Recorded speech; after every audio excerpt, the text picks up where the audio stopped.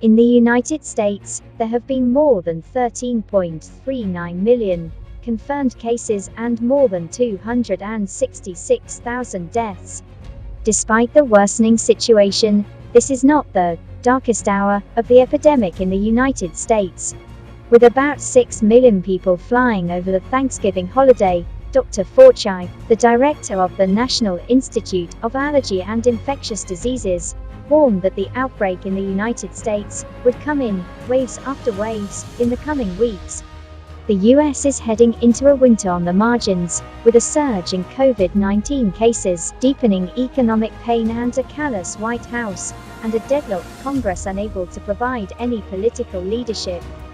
As a result, the normal epidemic has become more difficult to control, and all industries have been hit by unprecedented impact. One of the darkest holidays in modern American history has begun, with hospitals across the country overwhelmed by a surge in confirmed cases.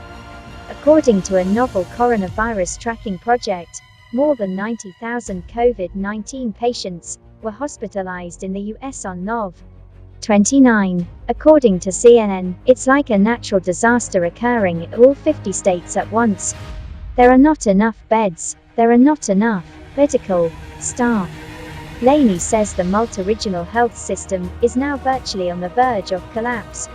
The looming expiration of a temporary federal funding budget means the U.S. Congress must pass a new spending bill by December 11th to avoid a government shutdown.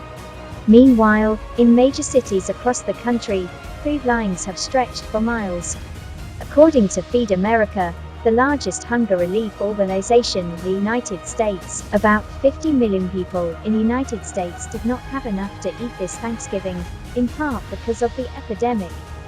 The number of hungry Americans is second only to that recorded during the Great Depression of the 1930s, but the new COVID-19 epidemic relief bill is still in the works. Due to the recent surge in cases, California on Wednesday placed San Francisco in the most restrictive, purple, category of its four-color restart program. A curfew will be imposed in San Francisco from 10 a.m. to 5 a.m. starting next week, and will last until Dec. 21.